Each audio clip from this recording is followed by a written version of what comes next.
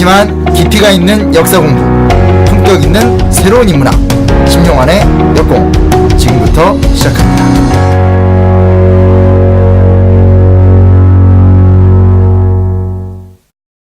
진짜 역사 가짜 역사 15번째 시작하겠습니다. 자, 오늘 함께 하실 분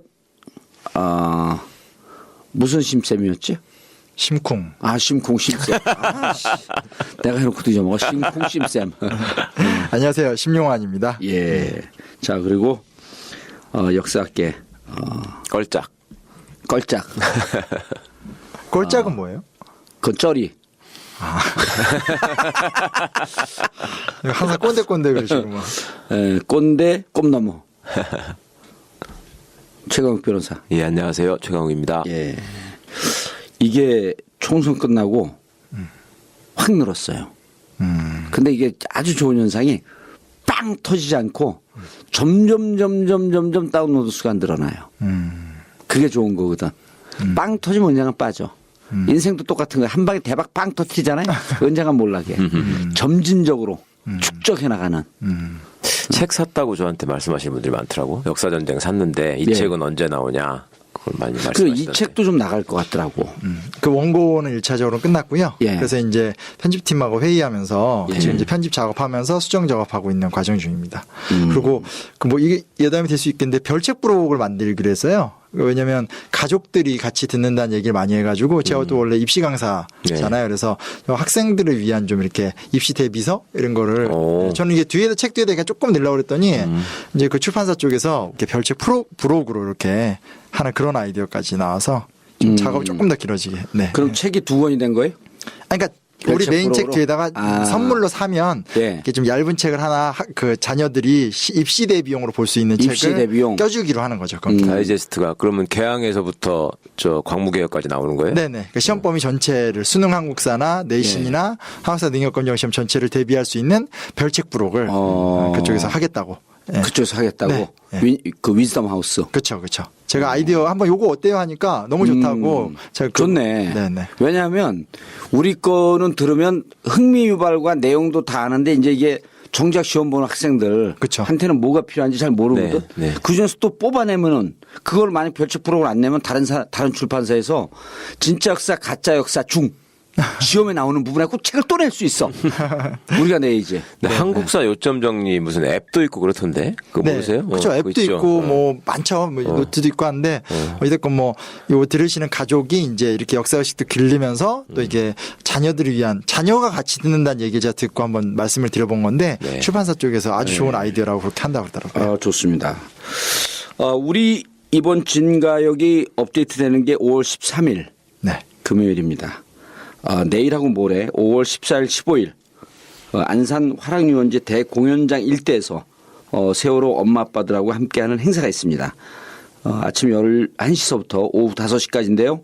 엄마랑 함께 하장. 그래서 세월호 엄마 아빠가 그 동네 주민과 함께하는 따뜻한 세상을 그리는 축제입니다. 많이들 오셔서요. 좀 그 여기서 바자회도 하고 음식도 하고 그래서 용돈도 좀 두둑히 들고 가시면 도움이 많이 됩니다. 카드 갖고 오지 마세요. 카드 안 됩니다. 꼭 그런데 카드 갖고 와갖고 카드를 흔들면서 나한테 돈 빌려달라는 사람도 있어. 내가 돈 빌려주고 돈 한 번도 못 받았어. 의원님 나 카드 있는데 이거 까게 갖고 드릴 테니까 돈 좀 빌려주세요. 14일 15일 이틀 동안 저는 웬만하면 다 가 있으려고 그러는데요. 오시면 엄마 아빠들이 아주 재밌는 공예품도 많이 만들어놨습니다. 이런 거 함께 하시는 게 애국하는 길입니다. 그렇죠? 네, 그렇죠. 봉학에 가입할 테니 봉학 어디에 있느냐 이런 거 묻지 마시고. 그 녹화 전에 제가 봉학 얘기 계속 하면 네. 안티 생긴다고 얘기했더니 봉학 굳이 까였어요? 또 까였어요 많이? 안 까이실 거로 생각하셨나요? 아니 저는 그거를 이렇게 생각해요. 그 러브의 네. 반대말이 영어로 뭔지 아세요? 그러니까 이제 보통 헤이트라고 알고 있거든. 네. 러브는 증오. 그건 반대말이 아니에요. 러브하고 헤이트는 한 감정입니다. 그러니까 사랑하지 않으면 증오도 없어. 네. 네. 러브의 반대말은 무관심. 무관심. 영어로 indifference. 그러니까 날 미워했던 깐 사람들은 나를 사랑하는 사람들이다. 어떻게 해도 그렇죠. 예. 그냥 봉황 인정해. 아니 우리 내년에 이제 동학 영화 만들잖아요. 예? 동학 영화 만드는데 우리 그 영화사 그 기획사 이름 결정했어요. 아, 영화 기획사가 없었어요? 없었죠. 이제 만드는 거지. 다른 회사가 하려고 했더니 우리만 지금 잘할 데가 없어. 그 기획사 이름 영화사 이름 만들었는데 뭔지 아세요? 뭔데요? 봉. 그냥 봉. 그냥 영화사 봉. 왜 그런지 알아요? 우리를 마음껏 씹어라. 우린 국민의 봉이다. 그런 뜻이에요. 영화사 봄이 있는데 헷갈리겠다. 예. 그러네. 봄은 이제 곧 망할 거야. 우리가 뜨면서. 봉. 좋죠. 뭐 좋다고 하겠습니다. 예. 아니, 그리고 그 타이틀이 이거예요. 왕이 되고 싶은 사람들 봉. 이 봉황이 왕 아니에요, 왕. 왕이 되고 싶은 사람들 봉. 멋지잖아요. 네. 대답을 안 해. 그 봉학 속에 제가 계속 머물러 있어가지고. 트라우마가 심하시네. 그렇죠. 그리고 5월 21일 셋째 주 토요일인데요. 세월호 잊지 말자고 하는 약속, 기억과 약속의 길 행사가 있습니다. 안산시 단원구 고잔동 661-3 기억 저장소 앞에서 만나서 단원구를 들려서 화랑유원지 합동부장소를 들린 뒤에 가족들과 간단한 간담회를 가지고 뒤풀이도 있습니다. 어찌 보면 이번이 단원구를 들어갈 수 있는 마지막 기회가 될지도 모르겠습니다. 5월 21일은 노무현 대통령 7주기 행사와 겹쳐 있어서 많은 분들이 경남 봉화마을을 찾지만 저희는 약속한 바가 있기 때문에 안산에서 모이기로 했습니다. 노무현 대통령 추모식에 가시는 분들은 또 가시고 그리고 우리는 안산을 지키겠습니다. 5월 21일 토요일 오후 2시 안산시 단원구 고잔동 661-3 함께 해주셨으면 하는 생각입니다. 자, 지난번 우리가 동학농민운동 했잖아요. 네. 그래서 그런지 여기저기서 동학농민운동 하는 얘기만 들려. 근데 동학농민운동에 대해서 최근에 좀 많이 했나 봐, 다른 데서도. 그런가요? 예. 저는 그것만 보이더라고. 네, 모르겠는데. 그래요? 영화사 때문에 그런가? 그러신 것 같은데. 근데 그거를 주위에서 실제로 카톡도 그렇고 재밌게 들었다는 사람들이 많고 다운도 많이 됐고 그 다시 들어보니까 재밌더라고요. 편집하면서 들어보니까. 의미 깊은 얘기들이니까 예. 동학운동은 진짜. 이번 시간은 뭡니까? 그러니까 이제 약간은 시간은 똑같아요. 그러니까 네. 이게 뭐 저번에 예전에 다른 전국구 방송 들으니까 뭐 30년에 한 번 이런 말씀을 의원님께서 하시더라고요. 예. 이제 그런 것처럼 1884년, 1894년, 1904년 요게 10년 주기로 한국 근현대사에 되게 좀 중요한 부분이에요. 그래서 1884년은 이제 갑신정변. 그래서 그때 저희가 막 얘기 나눌 적에 뭐 한반도 중립화론 같은 거 얘기하면서 독립의 가능성 이제 얘기했었던 그 시기고요. 지난주부터 이제 계속 얘기가 되는 건 1894년, 95년 얘기예요. 그래서 지금 이제 스토리로 따지면 지난주에 동학도 1894년인데 예. 이제 1894년 바로 고해에 동학농민운동이 터지니까 이제 그것을 진압하고자 일본군이 들어왔잖아요. 그래서 예. 청과 일본군이 들어와서 청일전쟁이 벌어지는 가운데 청일전쟁이 벌어지기 직전에 일본이 우리나라 그러니까 쉽게 말하면 경복궁을 장악해요. 그래서 고종과 명성황후를 손아귀에 넣고 우리한테 근대적인 개혁을 강요하게 되는 거죠. 예. 그게 이제 갑오개혁이에요. 그래서 갑오개혁 얘기가 메인이고 그로부터 이제 2년 후에 벌어졌었던 그 광무개혁까지의 주제로 오늘 과보 광무개혁을 한번 묶어봤습니다. 예. 그런데 최 변호사님, 나는 이게 예. 진짜 궁금한 게 예. 우리가 여기서 보면 일본이 한국을 침탈하려고 하는 그 야욕은 계속 있지만 예.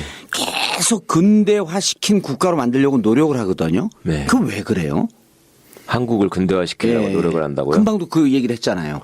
글쎄 제가 뭐 잘은 모르지만 아마 왕을 무력화시키는데 가장 효과적인 방법 아니겠어요? 그러니까 한국이 예. 왕을 중심으로 단결해가지고 정치 체제가 공고하면 먹기가 어렵잖아요. 그러니까 이거를 흔들려면 여기는 뭔가 뒤처지고 낡고 이상한 걸로 만들고 예. 자꾸 이제 좋은 게 있다는 걸 보여주고 사람들한테 과거에 세교하고 단절시켜야지 자기들이 그 부분에서 훨씬 앞서가고 있으니까 이걸 복속시키기가 좋았다 이런 거 아닐까? 그런 측면도 있고요. 예. 그리고 이제 식민지 지배 방식에 대한 노하우가 없는 부분도 있어요. 그러니까 이제 러시아라든지 예. 영국, 프랑스 같이 식민지를 오래 관리했던 나라들은 예. 사실 이렇게 적극적이질 않아요. 그러니까 러시아의 특징이 뭐냐면 러시아는 해달라는 거 다 해줘요. 다 해주면서 그러니까 영국, 프랑스도 식민지를 만들어 놓은 다음에 예. 일정 정도의 정치체제 만들어 놓고 너희들끼리 자치 운영을 시키잖아요. 나라별로 특징들이 다 있잖아요. 근데 어디는 뭐 완전히 초토화시키는 데도 있고 어디는 허수아비 왕을 내세우는 데도 예. 있고 어디는 자기네가 직접 하는 데도 있고 그렇지만 하여튼 심 선생님 말처럼 노하우가 없다. 많이 해보니까 이제 그 지역에 따라서 그 노하우를 만들고 예를 들면 그 사람들 방식은 선교사를 먼저 보내가지고 그렇죠. 예, 좀 경계심을 없애게 한 다음에 거기에 이제 좀 인간적으로 접근하고. 네네. 그러고서 그쪽에 어떤 공통적인 철학이나 종교 같은 것도 바꿔버린 다음에 자연스럽게 가서 먹잖아요. 예. 그러니까 전체적으로 그러니까 뭐 영국이나 프랑스 그러니까 영국은 예를 들면 경제이권 위주로 뜯어간다라든지 프랑스는 동화 정책을 펴는다라든지 특징들이 있는데 예. 전체적으로 따져보면 그렇게 식민지를 꼬치꼬치 관리하는 스타일들은 아니에요. 어차피 이권을 뜯어가는 게 목적이기 때문에 어지간한 거 놔두면서 계속 무력화시키고 무너지는 과정에서 폭폭 빼가는 스타일인데 예. 일본은 이게 처음이고 또 나름대로 어떤 자기네들의 어떤 방향성 같은 게 있었기 때문에 굉장히 좀 다른 나라에 비해서 초기에 이런 개혁 정책을 많이 지지해주고 요구하는 측면들이 있어요. 근데 그건 식민지 운영이 노하우가 없었다. 네, 미숙함이라고 좀 보여지고요. 근데 이제 뒤집어서 얘기하면 그게 또 이제 아까 변호사님 말씀하신 거랑 이어지는 게 이제 6.1준이라든지 김홍집 뭐 이런 어떤 그 당시 온건 개합하나 잔존하고 있던 어떤 개화 인사들 입장에선 그게 희망의 탈출구가 되는 거죠. 그러니까 말씀하신 대로 고종이나 명성어가 아닌 일본과 손을 잡고 우리가 이제 드디어 근대적인 나라를 만들어 볼 수 있다라는 어떤 그런 뭐 지금 보면 말도 안 되는 상상이지만 그때는 어찌됐건 그게 먹히는 부분이 예. 있죠. 그러니까 새로운 문물은 봤는데 기존의 왕이나 정치 체제는 너무 낡아가지고 거기서 그 이상을 실현하기가 어려우니까 예. 차라리 일본하고 손잡고 일본이 말하자면 변하는 걸 이 사람들은 봤잖아요. 예. 그러면 이제 그쪽으로 가면 더 좋지 않겠냐라는 생각을 순진하게 한 것이고. 그러니까 일본의 침탈이라고 하는 건 그 생각지도 못하고. 그렇죠. 차마 설마 이걸 먹겠냐까지는 그때까지는 생각을 못했겠죠 아마. 그러니까 이 자료를 보다가 보니까 그 우리 옛날에도 시험 볼 때도 보고 단발령에 대한 얘기가 많이 나오잖아요. 예. 근데 그거는 정말 막 단발령 때문에 막 그냥 이 상소로 하고 막 난리가 나잖아. 예. 왜 저렇게 무리한 걸 강요했을까? 예. 점진적으로 이렇게 갔어도 됐을 텐데 만약 정말 먹고자 했다면 그게 너무 무리한 거라서 근데 거기에다 꼭 얘기가 나오는 건 근대화란 말이에요. 근대화라고 하는 건 우리들한테 나쁜 건 아니고. 그렇죠. 그런데 정책은 무리하게 쓰고 근대화를 왜 저렇게 강조를 했을까 이런 생각이 드는 거예요. 나는 정치적으로 노하우가 없다는 그런 것도 이해가 되지만 예. 과거의 우리가 똘똘 뭉쳤던 단결됐던 것을 해체시키려고 하는 측면이라고 하는 정치적 측면도 이해가 되네. 그렇죠. 식민지라는 게 특징이 정치 사회의 시스템을 바꿔버리는 거잖아요. 그 나라 거를 고유의 거를 없애버리고 지네 예. 거를 갖다 심는 거잖아요. 예. 그러면 비슷한 거 아니에요? 여기도 머리 자르라고 그러고.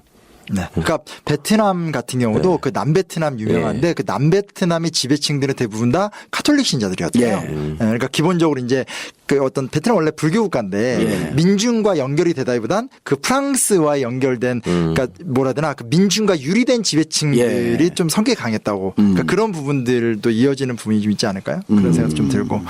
근데 아무튼 이게 중요한 게 뭐냐면 제가 아까 얘기하다 말았는데 1884, 1894, 1904라고 그랬잖아요. 그러니까 1904년이 러일 전쟁이 일어난 해거든요. 그러니까 무슨 얘기냐면 러일 전쟁이 터지고 뭐 나중에 자세하게 얘기하겠지만 일본이 이겼는데 일본이 이겼을 때도 뭐 굉장히 많은 아시아의 뭐 순원 뭐 이런 사람들이 다 막 정말 뭐라 하나 황인종이 백인종을 이겼던 최초의 사건이다 이러면서 막 좋아했어요? 굉장히 열광을 했어요. 충격적일 정도로 열광을 해요. 그러니까 우리는 이제 결론으로 제국주의 일본이라는 걸 알고 있지만 20대 사람들이 뭐 경계를 안 했다고 볼 수는 없겠지만 뭐라고 해야 되나 유일하게 황인종 중에 근대 국가가 되어가는 일본에 대한 어떤 희망이나 존경 같은 것도 굉장히 강했던 것 같아요. 그리고 저번에 뭐 얘기도 하셨지만 실제로 많이 데려가서요. 많이 잘해주고 혜택도 주고 문물도 되게 많이 보여주고 했으니까 일본의 나름의 어떤 진정성 같은 거에 대한 신뢰 그러니까 신뢰하면 안 되는 거지만 예. 그런 것들도 분명히 이 세력들 온건계합파 같은 사람들은 있었고요. 뭘 잘 모를 때야 예전에 북한이 왜 1966 월드컵 가가지고 왜 8강인가 4강 올라갔을 때 예. 그 이태리에 기억을 가서. 그 예. 기억을 축구 팬들은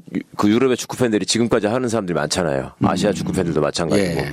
그게 진짜 희한한 일이었잖아. 그러니까 그런 비슷한 거 월드컵이었어요? 아니겠어? 올림픽이었었어요? 월드컵이었죠. 월드컵이 아. 그 러일 전쟁을 이겼다는 거는 진짜 그때는 쇼킹한 일이었지. 세계에서 탑2를 꼽으라면 러시아, 영국인데 그걸 일본이 이겨버렸으니 중국도 작살나는 걸 봤는데 그러니까 지금의 관점에서 보면 안 되는 거네. 그렇죠. 그때 당시에는 네. 우리는 지금 결과론적으로 보는 거 아니에요. 그렇죠. 네. 그 일본의 침략, 그다음에 뭐 러시아가 그렇게 컸다고 하지만 어쨌든 병든 러시아로 몰락하고 있었던 와중이고 그렇죠. 그걸 결과론적으로 본 거고 그때 당시 입장에서는 볼 수가 없었던 거네. 그러니까 일본의 지배층 입장에서야 그렇게 차근차근 먹어가지고 일본의 예. 영향력을 넓혀서 자기 식민지로 복속을 시켜가지고 일본이 원래 꿈꿨던 거는 이제 조선을 바탕으로 해서 중국까지 다 먹고 소위 대동아 공영권이라는 말로 표현이 되는 예. 거잖아요. 그러니까 지네가 왕은 가지고 나머지는 식민지로 해가지고 이제 자본주의 시스템으로 해서 선진국이 돼서 다 먹자는 거였잖아. 그 초창기에 그러니까 전쟁하기 전까지는요. 그러니까 그런 생각들을 하나씩 실현해 가는 모습을 처음에 지식인들 입장에서는 이게 새로운 문물이다. 예. 새로운 능력이다. 그 우리를 이렇게 근대화시켜준다. 네네. 그렇게 착각할 수 있었겠죠. 왜냐면 우리나라에서 경인선 제일 처음에 놓여지기 전에 일본에 가보면 이제 도쿄 요코하마선 같은 게 먼저 놓여지고 모든 게 다 일본에서 하나하나 먼저 되니까 그런 거에 대해서 얼만큼 솔직히 와보면 민중들은 하나 알아듣지도 못하고 예. 근데 내가 좀 통할 수 있고 대화 통하는 사람은 일본 사람들 이런 모습들이 많을 수밖에 없고 유학생도 대부분 다 그렇죠. 일본에 많이 가고 이렇게 되니까 그런 모습들이 있는 거죠. 그리고 일본은 이제 근대화라고 하는 무기를 갖고 들어오고 있었던 거고. 그렇죠. 예. 알겠습니다. 가보게요. 네, 그래서 부터 가야 되나요? 예. 그리고 오늘 얘기는 이제 그렇게 썩 재미있는 드라마틱한 얘기는 사실 아니에요. 그래서 그런 얘기 하지 마요. 그럼 방송을 딱 꺼. 오늘 얘기야말로 진짜 재미없는 거를 재밌게 얘기할 수 있는.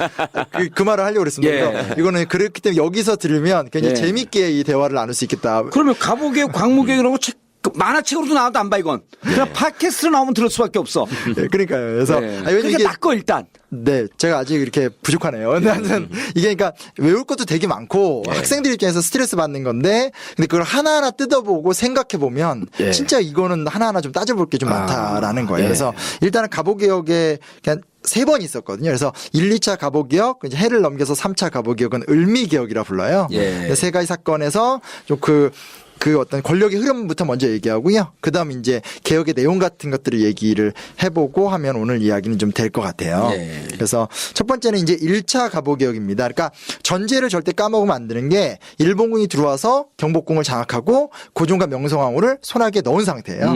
그 상태에서 이제 개혁을 추진하니까 고종과 명성황후를 무력화시킬 수 있는 대안이 필요하죠. 일단 첫째는 흥선대원군이 들어와요.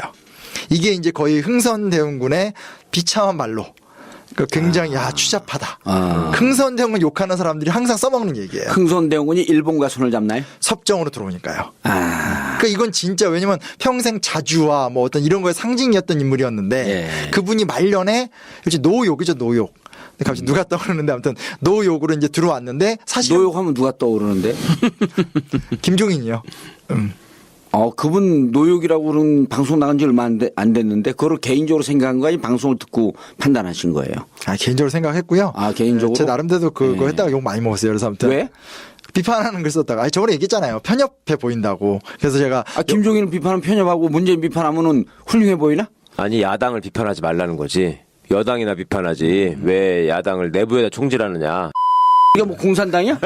비판하면 안 되게? 그러니까 저번에 그 방송 때 사람들 제가 있죠. 되게 좋았던 게 예. 미리 지금 아주 치열한 내부 투쟁을 하고 그 다음에 방향을 정립해서 정책 정당 가자 이런 말씀하셨잖아요. 전제를 깔았잖아요. 제가 올해 12월까지다. 그러니까요. 싸우는 시기는. 그러니까요. 그 다음에 우리가 똘똘 뭉쳐갖고 가는 거 아니에요. 예. 그 전에는 보면 그 전에 준비할 시기에 안 싸우고 그땐 다 사이가 좋아. 그렇죠. 형님하고 해. 나중에 그러다 가서- 대선 들어가고 네. 죽이지 못하고 난리야. 이거는 필패의 지름길이야. 맞아요. 네, 그거 진짜. 그게 나중에 제가 얘기를 할 건데 생각나서 얘기하는데 이게 저희가 책을 쓰다 보니까 예. 러시아사 얘기를 안 넣을 수가 없더라고요. 우리 영향을 받아서. 근데 그 혁명이 일어났었을 때 케렌스키 임시정부라는 게 나오는데 예. 거기서 이제 국방 문제 해결하려고 어떤 장군을 데려와요. 근데 그 장군이 완전히 내부적으로 완전히 그 내부 총질을 하는. 제가 그걸 읽으면서 야 러시아 혁명이나 우리나라 야당사랑 똑같네 이런 거 막 느끼고 예. 있었어요. 근데 그거 아니 제가 그 여당과 야당의 차이를 언제 낙검수 때도 얘기했고 우리 방송에서도 얘기했는데 예.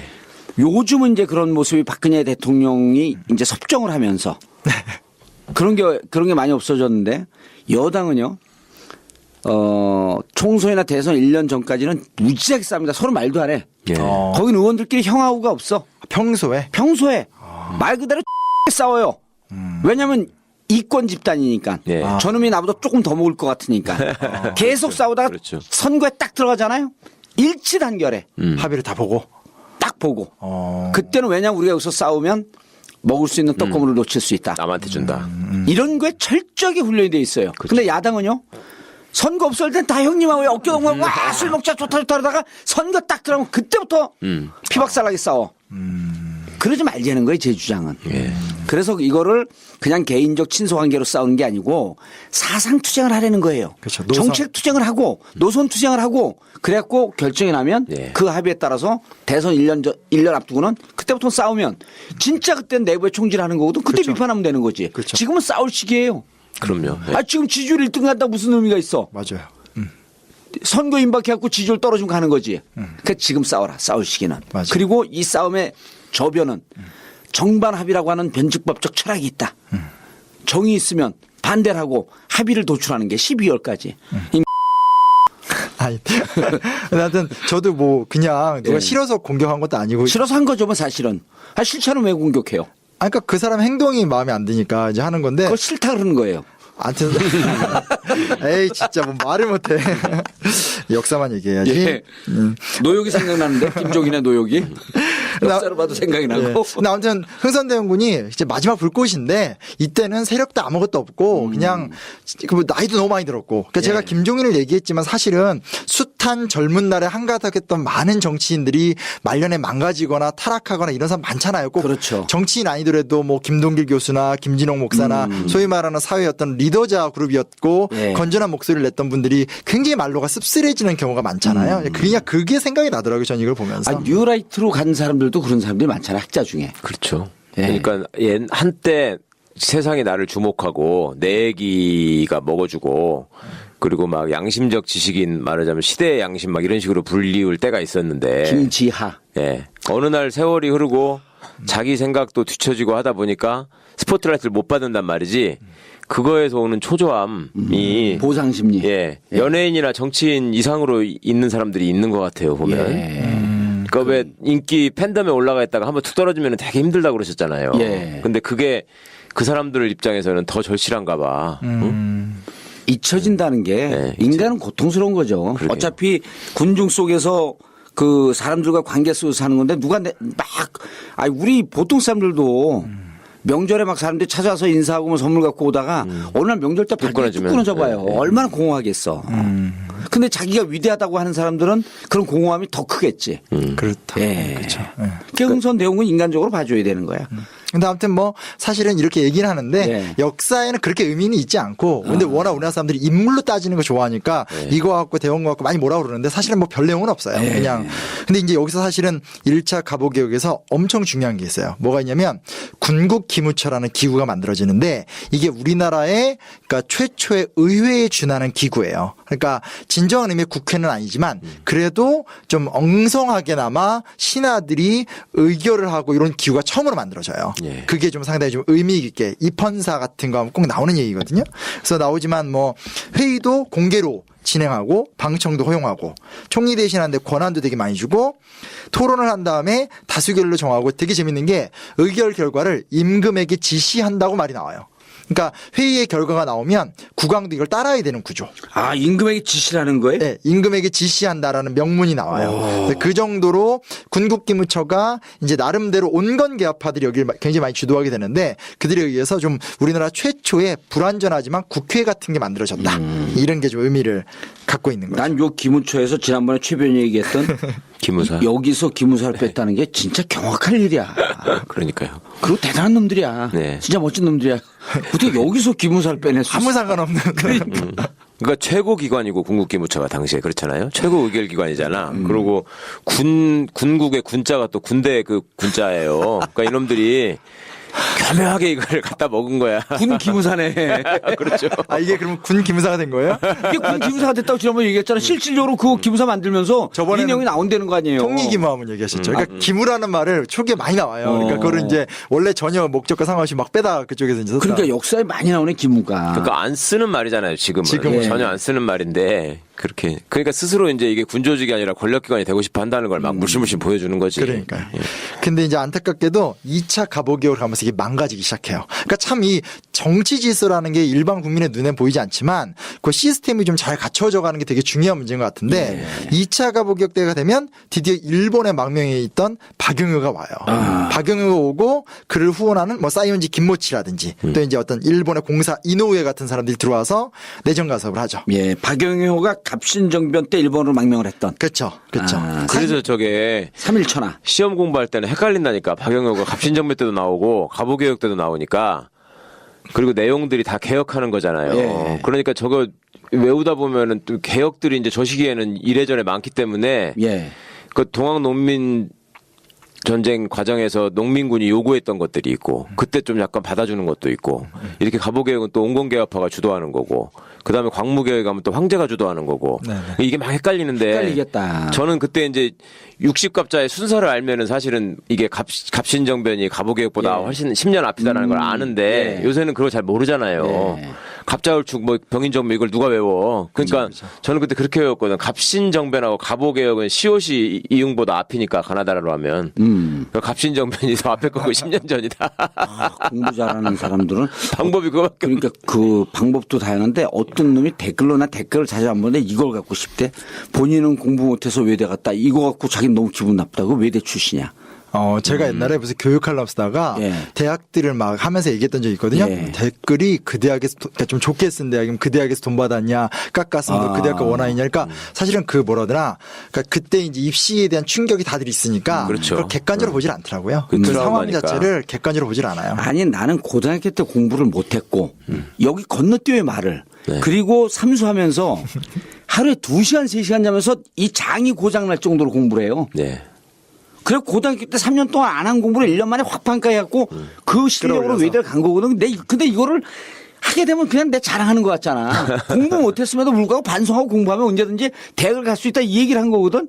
근데 공부 못한 사람이 외대를 어떻게 갔냐. 그리고 또 갖고 싶더라고. 그러니까 근데 그거는 저도 그때 저도 그런 거 생각 많이 못했는데, 네. 그러니까 교육 문제가 우리 사회에서 정상적 담론이 별로 없고, 맞아. 또 전문가들의 대화도 사실은 저는 교육 문제 같이 수준 낮게 대화하는 거 처음 봤거든요. 학부모들이 더 전문가예요. 그러니까 차라리 심지어 우리나라의 가장 유명한 무슨 정치 팟캐스트 같은데 들어봐도 예. 아니 이런 분들이 이렇게 대화를 나눌 정도로 이게 수준이 떨어져요. 교육이요? 교육 주제만 나오면 다른 거나 뭐 정치 통 이러면 그렇게 세련된 분들이 교육 얘기만 나오면 너무 원론적이 되고 그냥 뭐 혁신학교 좋다 이 정도로 끝나고. 예. 근데 그게 굉장한 트라우마가 있으신 것 같아요. 승리한 사람은 승리한 대로 우월감, 패배한 사람은 패배한 대로 패배감 때문에 그 얘기가 나오면 정상적으로 반응을 못하는 것 같아요. 지금 얘기도 그냥 사실은 그런 개인사인데도 뭐 왜 우리 외대를 무시하냐라든지 예. 뭐 이런 식의 현상이 저도 되게 많이 봐요. 나는 내가 어디 가서 서울대 누가 서울대 나와서 몇 학번이다 이것만 얘기해도 확 열받아 하죠. 그런 그래 너 사람들 서울대 나와서 있죠. 어쩌라고 이런 표정일 거야 아마. 그렇죠. 맞아요. 그런 댓글도 그런 제가 것들이- 봤어요. 그러니까 아, 그런 것도 학벌주의자라고 이런 식으로 예. 말씀하셔서 깜짝 놀랐어요. 제가. 아, 듣는 분들 제가 교육 문제 전문가로서 한 말씀 드립니다. 나이 45세 넘으면요. 하버드 대학 나오나 우리 동네 전문대 나오나 똑같습니다.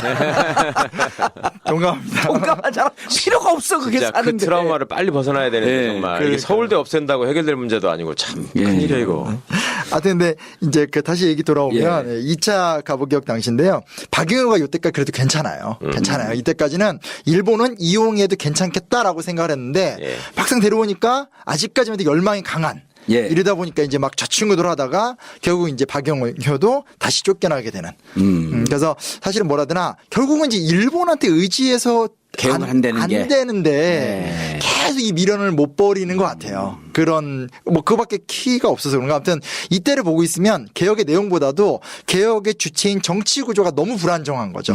일본이 들어와서 내정 간섭하는 상태에서 개혁을 하니까 예. 지속성을 담보하기가 너무 힘든. 그런 측면은 어때요? 그 우리 처음에 얘기할 적에 일본의 유신 소위 일본의 근대화하고 이렇게 비교하면서 열었잖아요. 네네. 근데 그때 보면 일본은 왜 봉건제를 겪으면서 그 신분 계층이 굉장히 명확했잖아요. 네네. 그런데 이제 그 제2계급이었던 무사가 어쨌거나 엎어버린 거잖아. 그렇죠. 네? 그러고 이제 그런 어떤 번체제나 이런 것들이 말하자면 왕권에 도전해가지고 자기들이 다 잡았다가 이거를 이제 다시 뒤바꾸는 과정이잖아요.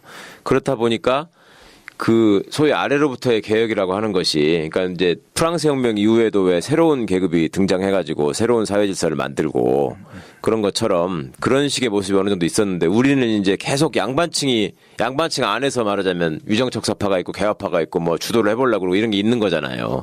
그러니까 진정한 아래로부터의 개혁이 애초부터 토양이 이게 좀 안 된 것 같아요. 그렇다고 해서 이제 동학농민운동을 가지고 개혁의 동력으로 삼기에는 기득권 세력이 너무 겁이 나고 자기부터 죽을 것 같으니까 그거는 못 받아들이고. 맞아요. 네.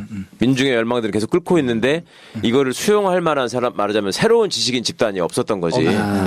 그러니까 이 시대를 변화해갖고 새로운 시대를 갈 때는 예. 그 새로운 시대를 준비하고 예, 동력이 감당할 있어야 수 있는 네네. 주체적 역량이 있어야 되는데 네. 기존의 양반이라든지 농민 이런 거 말고 정말 제2의 제3의 계급이 있었으면 그렇죠. 그러니까 우리 중인들이 예를 들어서 뭘 막 해가지고 예. 자본주의 맹화를 가지고 이 사람들 확 갑자기 부자가 된다거나 아니면 뭐 해외 문물을 확 받아들여 갑자기 엄청난 지식인이 된다거나 그랬으면 그 사람들이 주도할 수도 있을 텐데 이게 조건이 하나도 안 맞는 게 지금 말씀 들어보니까 세도 정치기가 또 오니까 우리 맞아.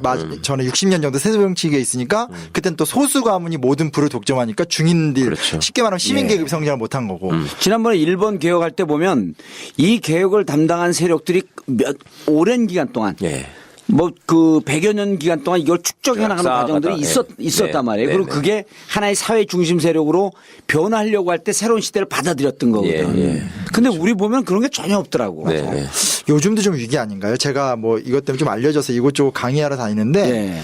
뭐 되게 그러니까 쉽게 말하면 20, 30대 그러니까 30대 예. 이런 기층 조직이 없다고 해야 되나? 그러니까 어떤 뭐 전교조라든지 이런 여러 단체들이 젊은 구성원이 없는 그래서 이제 있어도 몇몇 젊은 교사들이 막 분투하고 예.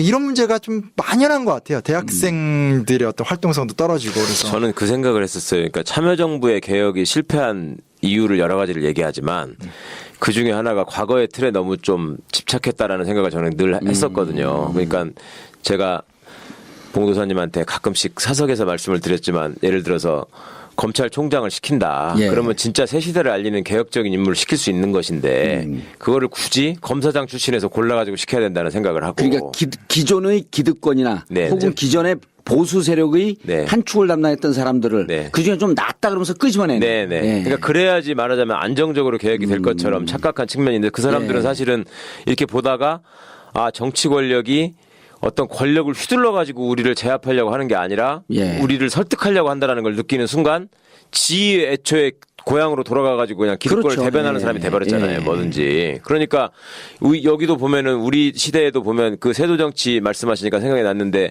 매관매직이 이제 수십 년 동안 계속 극성이었잖아. 그리고 이제 신분도 그 안에서 신분제를 아예 철폐하려고 하는 게 아니라 족보를 사가지고 양반으로 바뀌려고 하는 이런 걸로 가다 보니 자꾸 양반 코스프레를 하고 그러니까 지금도 왜 선거를 해보면 이번 선거 때는 좀 달랐지만 그 전에 보면은 이렇게 직장에서 은퇴하거나 아니면 어떤 경쟁에서 밀려나가지고 자영업자가 되면 자영업자의 위치가 경제적으로는 사실은 굉장히 수탈당하는 구조에 편입돼 있는 거고 예. 이게 야당의 지지층이 돼야지 맞는데 자영업자가 여당 지지층이 된다는 거 있잖아요. 그쵸. 자기 스스로 자기를 사장이라고 생각한다는 거잖아. 그쵸. 노동자라고 생각하지 예. 않고. 노동자란 말을 싫어하잖아요. 싫어하고. 그러니까 이제 그런 마인드가 우리 역사에 어떻게 보면 면면이 있는 것 같아. 맞아요. 이게 그 이번 선거를 대비해 갖고 보면은 우리가 이제 영남 관심을 갖고 얘기를 많이 하잖아요, 요즘. 그런데 그 전에 그 2004년, 2008년, 2012년 선거를 치를 때 보면 부산이나 이쪽 지역에서 출마한 사람들이 네. 거기서 지역위원장을 버티면서 자기 세력을 키워나가고 그쪽에서 변화를 열망하는 사람들 조직화해 나가는 작업이 개혁의 주체 세력이 되는 거거든요. 그게 중요한 거죠. 근데 대부분이 보면 어디 장관하고 차관했다가 와서 다 꽂아. 네.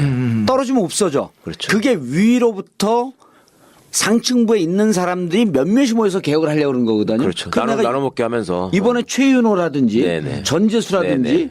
박재호. 이런 사람들 보면 김영춘 이런 사람들 이제 좀 그 김혜영하고는 좀 틀리고 좀 다르고. 이 세 분들은 세 번, 네 번 떨어지면서 바닥에서 자기 조직을 만들어 나간 사람들이에요. 그렇죠. 네, 네. 그리고 이번에 떨어졌던 김비호 그다음에 정진우 이런 사람들도 의미가 있고 앞으로 네네. 희망이 있는 게 네네. 이제는 떠나지 않고 자기 세력을 만들어.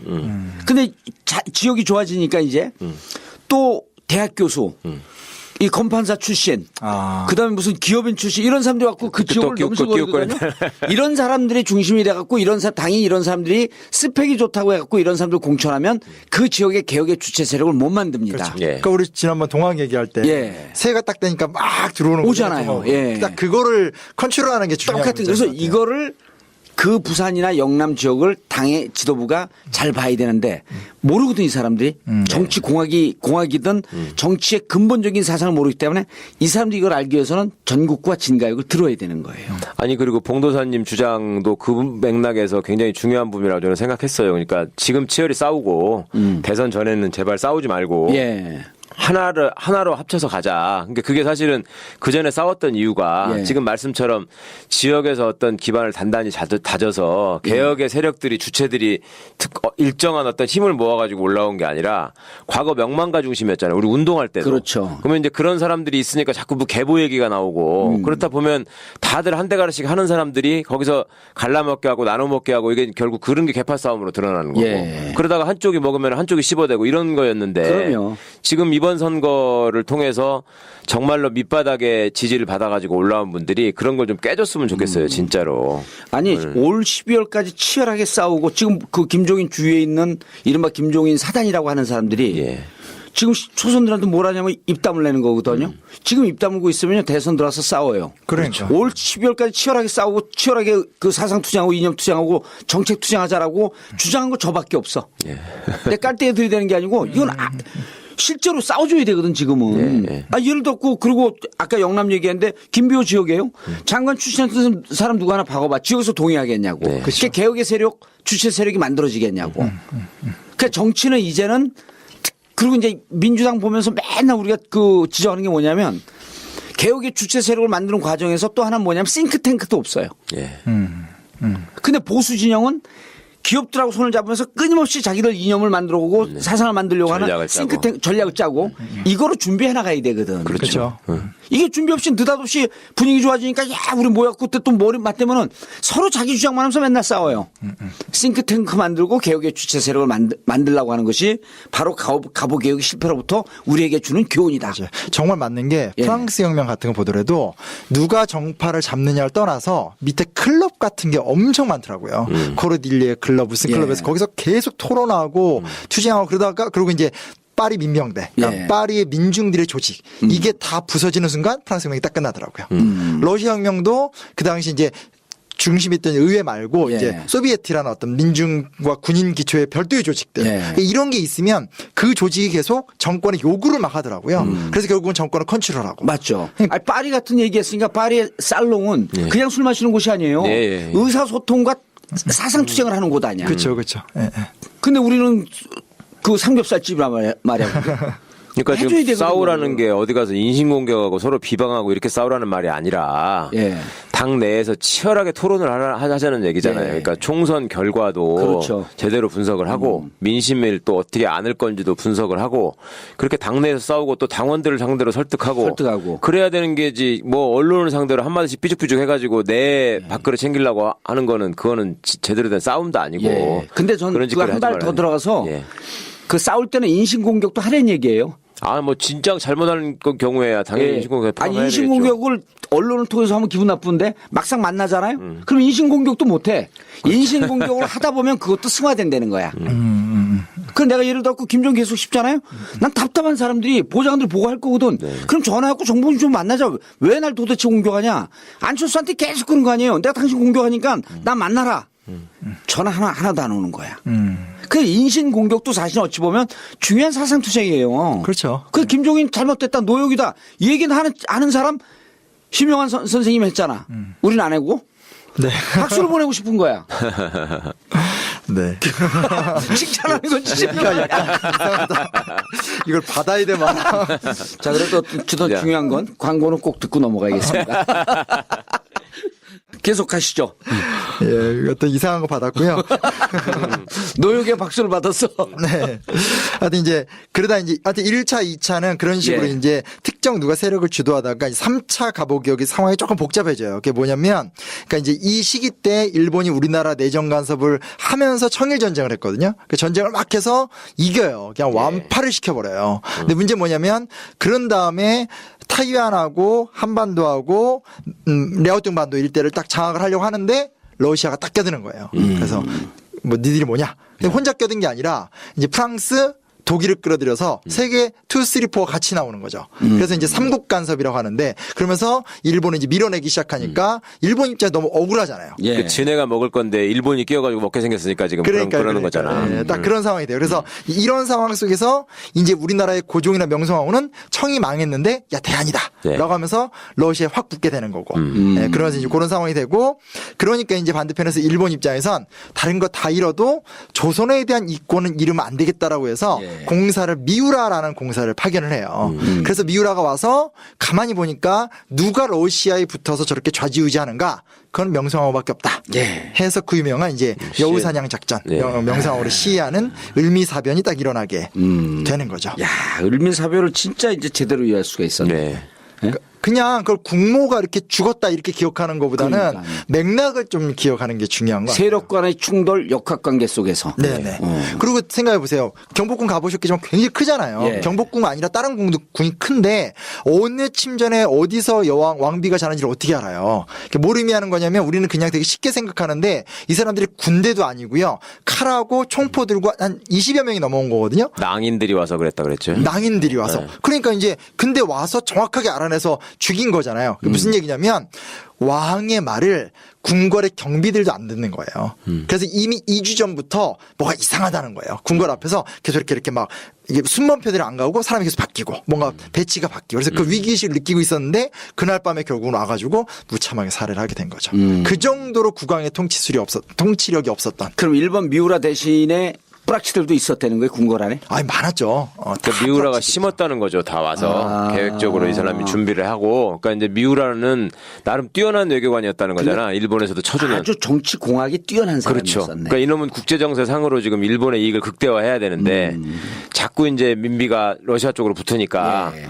그러면 이거를 어떻게든지 정리를 해야 된다. 그러니까 그 낭인이라는 것도 진짜 낭인인지 군인이 낭인으로 가장한 건지 이건 정리가 됐나요? 아직도 정리가 안 됐나요? 아니, 왜냐면 그게 그 이후에 우리나라에서 많이 나오듯이 뭐 재판한 다음에 무혐의 뭐 이러면서 흐지부지 하게 되니까 그렇죠. 연구를 계속 추적하기 힘든 부분들이 있잖아요. 예, 그러니까 딱 어떻게 우리가 원하는 대로의 결론은 그 저기가 김구 선생이 때려 죽인 스치다에 대한 신원도 아, 그렇죠. 그것도 아직까지 그것도 정확히 확실하지 않지. 밝혀낼 수가 없는. 예. 이제 영화에서나 정확히 밝혀내는 거지 뭐 역사에서는 정확히 밝혀낼 수 없는. 근데 어쨌건 그래서 이제 그렇게 되면서 사실은 그 정도로 고종의 그 주변을 둘러싼 경비도 제대로 안 되니까 그때 어떻게 버티냐면 고종이 선교사들을 불러요. 그래가지고 그 개신교 선교사들 있잖아요. 그러니까 우리나라에서는 개신교 포교의 자유를 허락받은 적이 없거든요. 근데 개신교를 자유롭게 포교를 하고 있었잖아요. 그 왜냐면 명성황후나 고종이 개신교 선교사들하고 친했어요. 예. 잘해주고.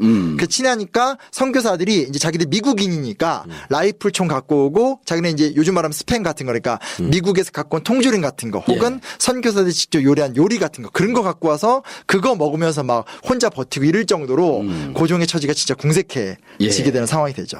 그리고 그 안에서 이제 그 3차 갑오개혁이 이제 진행이 되는데 그건 이제 제일 유명한 사건은 이제 단발령하고 단발령이 뭐 제일 유명하죠. 예. 그 외에 이제 각종 개혁들이 진행이 되면서 아까 말씀하신 대로 단발령에 대한 반발로 이제 을미의병 또 을미사변도 있었으니까 그래서 예. 의병이 일어나고 뭐 이런 상황이 되고 거기서 이제 고종이 이제 그 궁녀복장으로 여장을 하고 예. 문을 빠져나가서 아관 파찬 그러니까 러시아 공사관으로 도망가면서 갑오개혁이 이제 중단이 돼버리는 걸로 딱 되는 거죠. 고종이 여장을 하고도 엄상궁의 도움을 받아 궁녀 복장으로 변신해서 도망을 가네. 네, 그게 이제 갑오개혁의 정치 과정이고요. 예. 이제 개혁의 내용을 조금 이제 얘기를 어느 정도 하고 얘기를 해야 될 것 같아요. 예. 그래서 이제 개혁을 주목하라 이제 부분인데요. 예. 1차 갑오개혁 때는 아주 중요한 게 있습니다. 1차와 3차 때 뭐가 있냐면 이 연호를 써요. 예. 이제 그 개국과 건양이란 연호를 써요. 사실 이제 개국은 기년이긴 한데 아무튼 일단 우리기만의 연호를 써요. 그게 뭘 의미하는 거냐면 드디어 중국식 시간관에서 벗어나게 되는 거죠. 예. 예. 그리고 태양력을 사용하게 되고. 그게 있고요. 이게 세종 때도 한번 이런 적이 있었잖아요.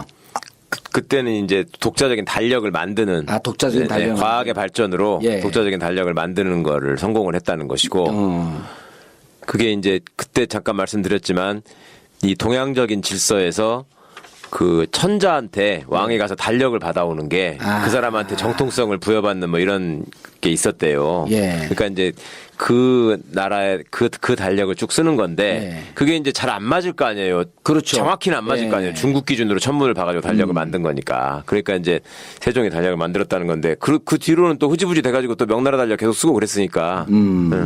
독자 연호는 우리의 나라가 시작이 됐다 이런 건가? 그러니까 시간 계산을 우리 네. 스스로 하기 시작한 거죠. 그 전까지는 만력 몇 년, 뭐 이렇게 중국의 걸륭 몇 년 이런 식으로 이제 중국 황제의 탄신으로 시간 계산했다면 예. 이제부터 예. 이제 개국은 이제 조선 왕조가 개국된 지 몇 년 이런 식으로 이제 시간 계산을 하니까 아직까지 황제국은 아니지만 그래도 우리가 우리의 자생적 시간을 다시 이제 발견했다. 예. 사실 냉정히 말하면 그만큼 이제 청나라가 허당이 되니까. 예. 맞아요. 그러니까 저도 그게 너무 답답한 게 뭐냐면 그 뒤에 나오지만 독립협회 독립문 있잖아요. 그것도 청에 대한 독립을 상징하는 거예요. 그렇죠. 그러니까 이미 무너진 나라에 대한 독립을 얘기하는 건 너무 의미가 없는 거죠. 빈땅 뜯던 큰형이 없어진 거죠.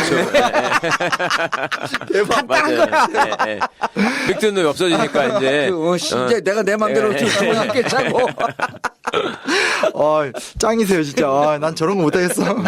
두 번째는 신분제가 드디어 폐지가 됩니다. 예. 계속 신분제 폐지 요구가 있었는데 신분제가 폐지도 되고 과거지도 폐지가 되면서 옛날 같은 어떤 그런 유교적인 논리 문답 같은 것들을 묻는 그런 게 아니라 이제 좀 새로운 신학문으로 관리를 뽑는 제도들을 만들기 시작했죠. 그리고 신분제를 폐지해야지만 징병제 같은 것도 같이 할 수 있기 때문에 신분제 폐지는 아주 좀 중요한 흐름이었다고 좀 볼 수 있고요.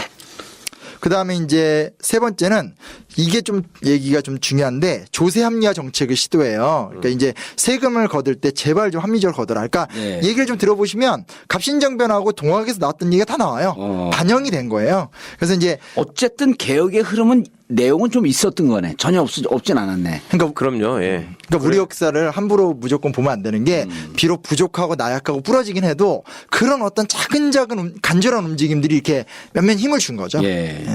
이런 게 이제 축적이 됐고 1997년 그 평화적 정권 교체 기틀이 마련이 순간 어지러워. 100년을 뛰어넘은 거 100년을. 깜짝 놀랐어요 진짜. 아니 그런 역사적 마인드를 갖고 있어야 된다는 거예요. 조선의 역사를 바라보며 있어서. 제가 이런 상황에서 방송을 합니다. 근데 그 조세 합리화 정책은 이제 탁지하문에서 재정을 일원화하고 은본이제나 지세 급납화. 그러니까 뭐 일일이 뭐 됐고 그냥 세금을 정확하게 원칙을 갖고 뜯겠다라는 제도예요. 예. 근데 이건 사실 두 가지 문제가 발생해요. 첫째 뭐냐면 이게 국내 자산이 너무 없어요. 그러니까 근대화 정책을 펼치려면 예. 합리적 정책 운영도 중요하지만 물론 합리적 정책 운영도 안 되지만 일단은 중요하지만 국가 경제를 발전시킬 수 있는 자산이 있어야 되는데 자산이 없고 결국은 돈을 빌려와요. 근데 이게 이제 우리나라 계속 이제 발목이 잡히는 거지. 일본의 일본에서 빌려오는 빚을 지는 예. 심각한 문제가 되죠. 국채의 시작이네 이게. 네. 그리고 갖고 와도 제대로 쓰지도 않고 막 뒷주머니로 빠져나가고. 그러면 다 관료들 그 기득권층에서 다 빼먹을 거 아니야. 그러니까요. 그리고 가장 심각했던 건 토지제도 개혁을 해야 되거든요. 지주들의 어떤 부당 어떤 뭐 불로소득이라 해야 되나? 예. 그리고 농민들의 어떤 심각한 경제 위기를 해소할 수 있는 제도는 아예 시도도 이제 안 되고요. 그 2차 개혁 때 왜 홍범 14조라고 나오잖아요. 네네. 그거는 요새는 시험에 잘 안 나오나요? 아니요, 잘 나와요. 그게 이제 헌법의 원형인 것처럼 해서 잘 나오는 거잖아요. 네네. 그때 말하자면 왕권을 그냥 마음대로 해서는 안 되고 이렇게 해야 된다는 거잖아. 예. 맞아요. 네.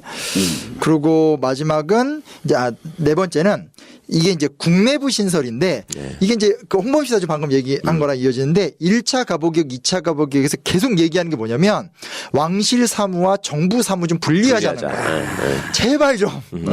왜냐하면 그러면서 국내부를 만든 거예요. 그러니까 국내부는 왕실 사무를 관리하고 의정부는 국가 사무를 관리하고. 그전에는 왕이 다 국가는 다 지 거다 이랬는데 야 그러지 말고 좀 나누자. 그리고 이때 더 심각했던 문제는 옛날에 조선이 왕이 있어도 뭐 여러 제도가 있는데 네. 항상 누구예요? 명성황후 말만 듣고 예. 척종 말만 듣고 이래 되니까 어쨌든 국가 운영의 시스템을 좀 만들자. 예. 그 제안은 들어온 거네 이게. 그렇죠. 예. 예. 근데 이런 내용으로는 좋아요. 예. 근데 문제 뭐냐? 이것이 지속되느냐, 뭐 운영이 제대로 되느냐의 문제인데 당연히 잘 안 되겠죠. 예. 예, 그래서 왜냐하면 그 이후에도 보면 뭐 국내부라는 데서 돈을 남발해서 막 찍어낸다라든지 혹은 그 홍삼 전매제도 같은 거 실시해서 돈 되는 거 다 뜯어간다라든지 뭐 여기 이제 밑에 예. 막 쓸데없는 잡세 같은 거 만들어서 이거 되게 재밌어요. 제가 그대로 읽어드릴게요. 물고기 잡는 그물망에 매기는 어기세, 고기잡이 배에 매기는 햇세. 읽어보시겠어요? 미역 따기에 매기는 곽세, 소금 생산에 매기는 염분세, 고기 파는 가게에 매기는 포사세, 배에 매기는 선세, 포구를 이용하는 데 매기는 포세 등등 온갖 잡세를 거두는 거예요. 그냥 백성들은 봉이었네, 봉. 그러니까 진짜. 영화사 봉이 아니라 이제 백성이 봉이었네. 그러니까 위에는 번지르라는 개혁을 얘기해놓고 실제로는 담배값만 인상하고 뭐 술값만 인상하고 이런 꼴이었다고 보시면 되는 거예요. 답답한 거죠. 예. 그래서 어찌됐건 한계가 있고 마지막 얘기는 그래도 이게 가장 의미가 있는 것 같은데요. 봉건 폐습들을 철폐해요. 예. 태형을 없앱니다. 그러니까 때리는 거. 음. 그리고 과부의 재혼을 허용하고 보통 이제 책 보면 재가를 예. 허용한다 이렇게 재가. 예.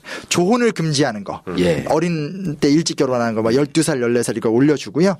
되게 재밌는 건 담배대 길이를 줄였대요. 이게 되게 유명한 일화인데 우리나라 사람이 담배 피우는 거 되게 좋아하잖아요. 그렇죠. 그래서 담배를 신분에 따라서 담배대 길이를 늘려서 나중에 가면 양반들은 막 몇 미터 되는 담배대를 쓰고 이제 신분이 안 되면 짧고 이런 게 됐는데 너무 번거롭고 쓸데없는 행동이잖아요. 그래서 담배대 길이도 통합시켜 버리고요. 그리고 이제 노비 제도도 좀 없애려고 노력을 많이 했고요. 여성들한테 호적에 이제 등록도 호적. 가능하게 하고 예. 이런 등등등의 개혁을 합니다. 부족하지만 마지막 하나는 뭐냐면 교육 입국 조서라고 해서 드디어 근대적 교육을 예. 처음 실시하게 돼요. 그러니까 근대 국가를 지탱하는 가장 근간이 교육제도거든요. 그렇죠. 그렇죠. 예. 교육하고 군대. 맞아요. 근데 이제 군대 개혁이 또 없는 거예요. 이게 빠지는 거죠. 갑신과 갑원. 왜냐면 일본이 주관하는데 강병을 길르는 걸 용납할 리가 그렇지. 없잖아요. 군대가 있게 되면 자기들한테 이제 앵까는 거니까. 예. 그렇죠. 그래서 그거 못하게 하는 거고요. 예. 대신 이제 근대적 교육 제도가 실시되는데 사실은 이 교육 입국 조서의 힘보다 우리나라는 이제 아무래도 그 민족운동가나 개신교 쪽에서 지은 사립학교들이 훨씬 적극적이었어요. 예. 그래서 이건 어떤 뭐 학교에서 외우게 시키긴 하지만 큰 의미는 사실 그러니까 그쪽에서. 이것도 일본의 의도는 사실은 기존의 교육 질서나 그 관습이나 이런 거를 그냥 용납하면 기본이 되는 게 유교 문화잖아요. 예. 그 유교 문화가 되면 청나라하고 떨어질 수가 없는 거 아니에요. 계속 중국이 그러네. 중국이 되니까 그걸 자르려고 지금 그러니까 일본이 교육 입국조서 근대 국가를 만들려고 그런 것이 아니고 청나라의 관계를 단절시키기 위한. 그렇죠. 사실은 그런 거죠. 개혁을 빙자한 실질적으로 일본의 영향력 안에 넣으려고 하는. 그 이상의 생각을 일본이 할 리가 없잖아요. 그러네. 근데 이제 그거라도 김홍집 같은 사람들은 그러니까 김홍집이 아주 경계선에 섰거든요. 욕하는 사람도 엄청 많고 하는데 김홍집의 입장에서 좀 본다면 김홍집이나 온건기아파는 그래도 이렇게 해서라도 바꿔야 된다라는 아주 의지에 찬 노력들을 또 하긴 하지만 문제는 뭐냐면 그 바운더리는 뭐 너무 정확하고 그 안에서도 또 이제 운영이 잘 안 되는 거죠. 고종이 슬금슬금 제기한다라든지 뭐 여러 가지 문제가 생기면서 뭐 앞뒤 뭐 상하로 다 막혀 있는 상황이 되니까 좀 뜻대로 좀 개혁은 잘 안 되죠. 알겠습니다. 1차, 2차, 3차 가보 개혁의 내용에 대해서 정리하고 마치겠습니다. 진짜 역사, 가짜 역사 마치겠습니다. 감사합니다. 감사합니다.